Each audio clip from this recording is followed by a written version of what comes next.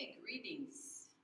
Today we're going to continue on in lesson 6.2, and in 6.2 notes 2 we will be simplifying variable expressions, and this can be tricky. So make sure you're copying down carefully, also trying to process while you're doing that. So our first one here, this really says the fourth root of x to the fourth y to the 12th.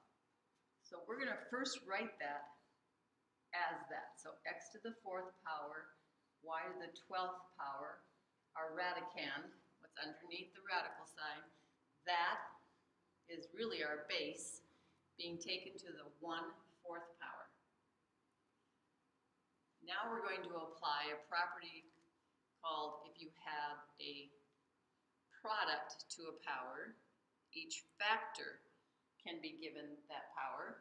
So we're going to next apply that x to the fourth, that factor, can have its own power of 1/4, times the other factor given its own power of 1/4.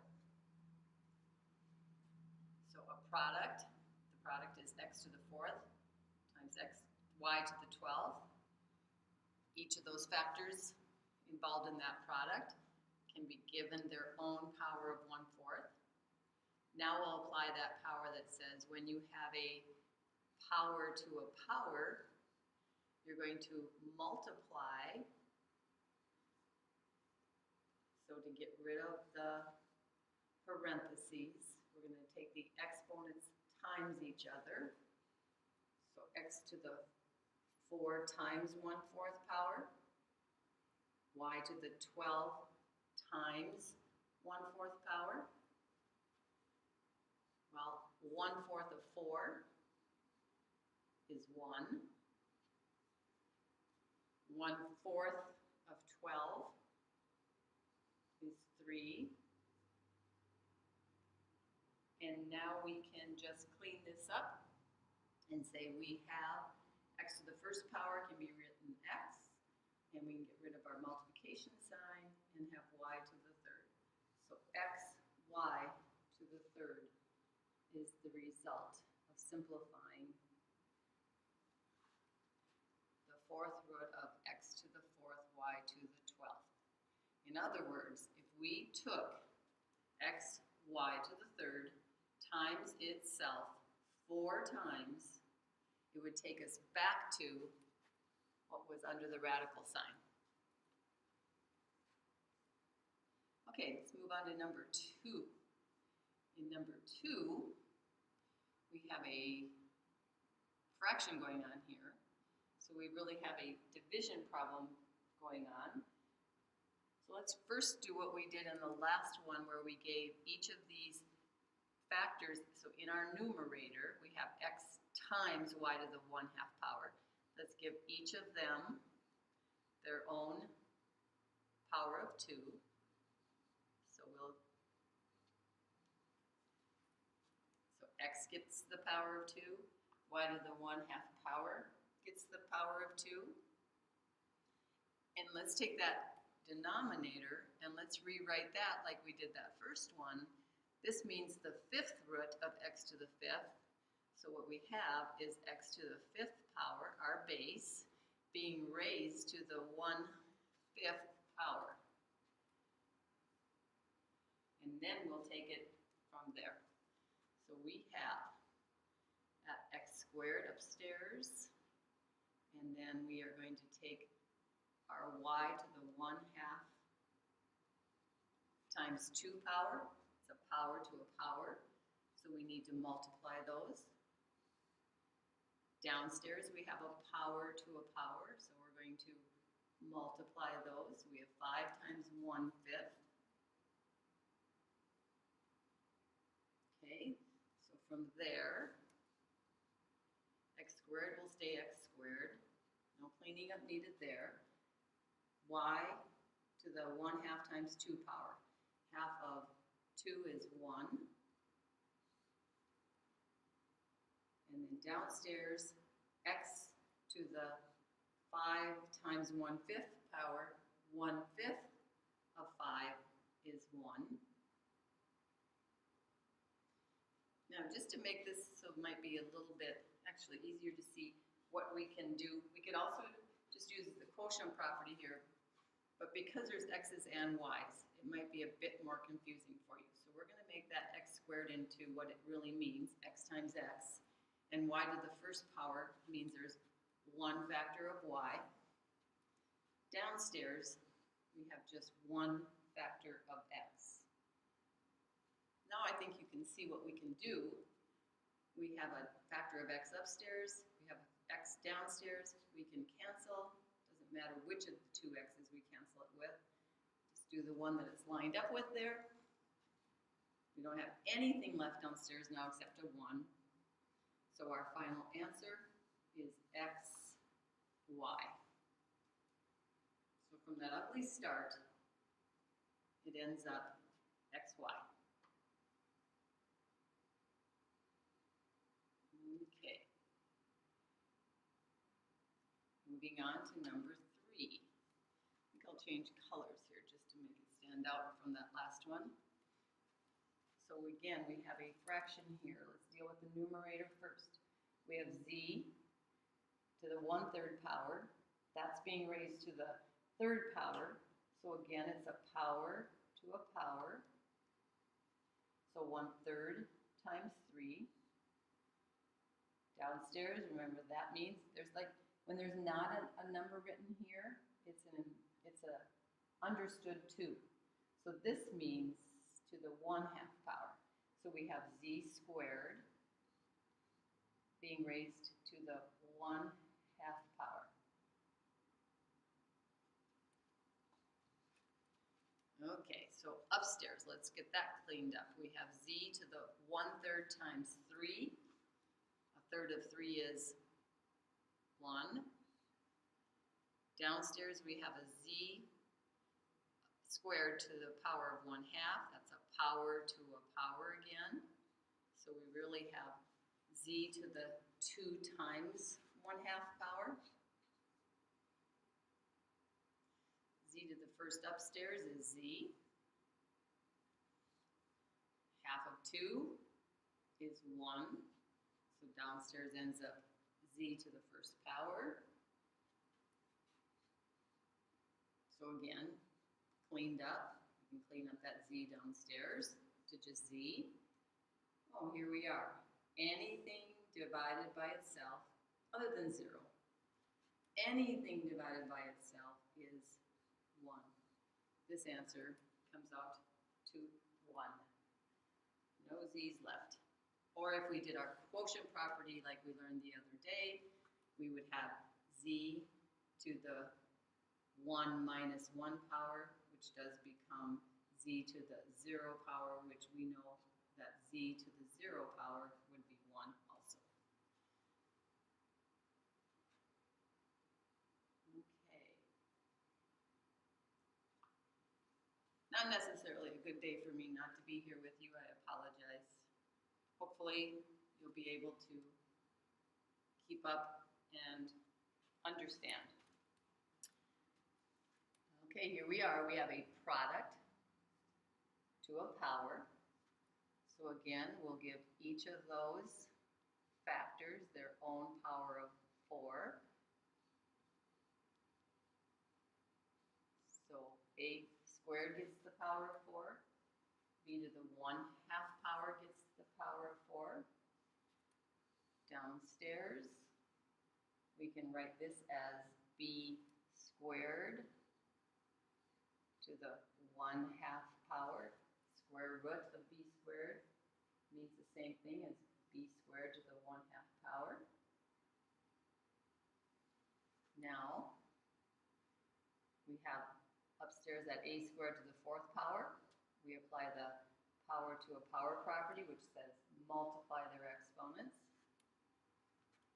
Power to a power property again, multiply their exponents. Downstairs, power to a power, multiply their exponents.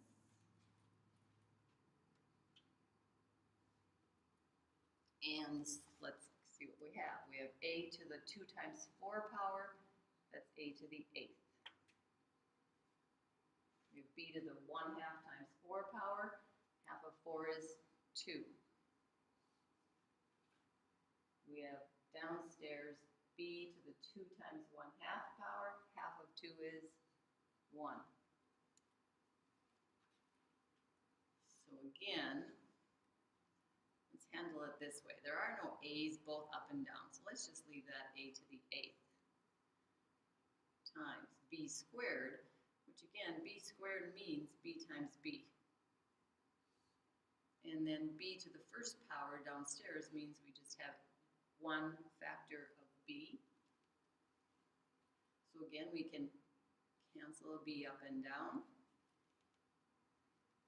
And our final result appears to be a to the 8th b. Okay. So they start out kind of ugly, but they actually end up pretty, clean and neat. But you need to take them slowly, processing through, like using these properties step at a time. Try not to do too much at one time. There is no way this problem should go from where it starts to one step of work and the answer. So notice I have 1, 2, 3, 4 steps of work in there. Okay, let's move on to the back side. Okay, we have a fraction being raised to a fraction power besides. So here is another property that we can apply. When we have a fraction, a quotient, being raised to a power, just like when we have a product to a power, each factor can have that power. In a fraction or a quotient, each of the parts of that can be given that power. So what we really have here is 8 to the 1/3 power, our numerator, 27 to the 1/3 power, our denominator.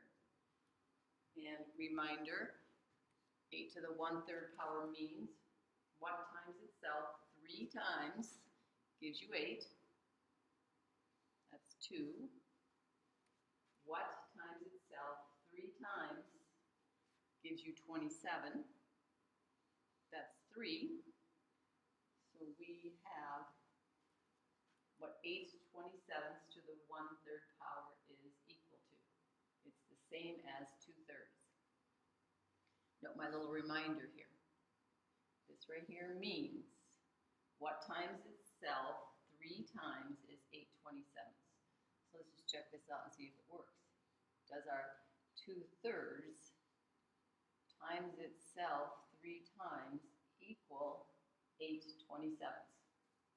2 times 2 times 2 upstairs, 4 times 2, 8.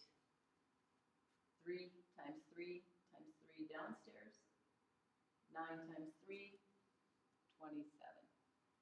So we could say checks out. We have a good answer. Okay. So here we are with a fraction. So we did this yesterday also.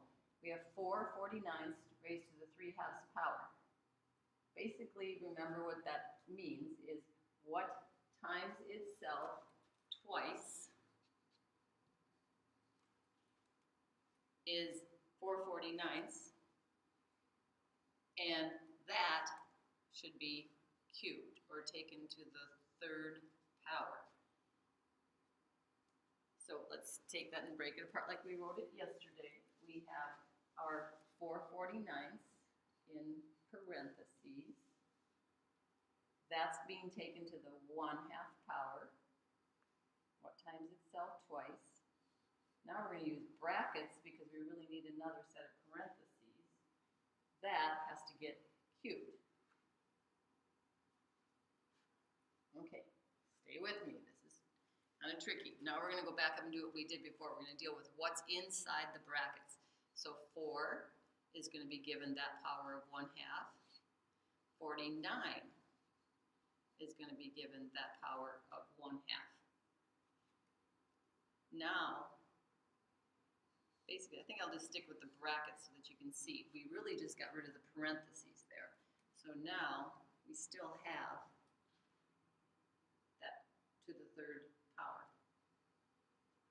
Okay, now we are going to say, okay, what is 4 to the 1/2 power? Or what times itself twice gives you 4? Well, that's 2. 49 to the 1/2 power. What times itself twice gives you 49. 7. So now we've simplified those parts. 44 to the 1/2 power is 2. 49 to the 1/2 power is 7. We still have that cubed there. So again, now we have a quotient to a power, so we can give each of those their own power of 3 to get rid of the brackets. So 2 gets taken to the third power upstairs, 7 gets taken to the third power downstairs, and last but not least, we say, 2 to the third power, that should roll off our tongues easily, 8. This one's not quite as easy, 7 to the third power. Well, 7 times 7 is 49. 49 times 7, well, you know what, 49 is really close to 50. So let's take 50 times 7, that's 350. But we went 1 too many 7 times, so we got to take 7 away from 350. We get 343. Woohoo! Who knew that 4 49ths to the 3/2 power was 8 over 343? Okay, and just a little trick, little note. I know that 8 over 343 cannot be simplified anymore, because if I start with a fraction at the beginning that is simplified, I'm not going to be able to simplify in the end. It's going to take care of itself. Okay? Okay, practice one more of these. So again, we're going to do the same thing we just did in the last one. We're going to give, we have to say what we have here. We have 8 25ths, or 8 over 125. So we have 8 over 125. That being raised to the 1/3 power. And then that being raised to the 4th power. So let's take care of just inside the brackets. We're going to give that 8 the 1/3 power. We're going to give that 125 the 1/3 power. So basically all we did was get rid of the parentheses. And we still have that to the 4th power. Reminder, 8 to the 1/3 power means what times itself? 3 times is 8. 2. 125 to the 1/3 power means what times itself? 3 times is 125. That's 5. 5 times 5 is 25. 25 times 5 is 125. So the cube root, or what times itself 3 times is 125, is 5. So now we have 2/5 inside those brackets being taken to the 4th power. Let's get rid of the brackets now. Give the 2 the power of 4. Give the 5 the power of 4. 2 to the 4th power. Well, if 2 to the 3rd power is 8, multiplying by 2 one more time gives me 16. If 5 to the 3rd power is 125, multiplying by 5 one more time, 5 times 125, 625. And again, I look back here and I say, could I have simplified in the beginning before I started? Is there anything that goes into 8 that would also go into 125? No. So I'm feeling pretty confident that that's as simplified of a fraction name I can give this. Okay. Good luck with this. Do your best. Again, don't try and do too many steps at one time. Reminder, show this breakdown. We're not working with a calculator. We're processing through the properties. Good luck.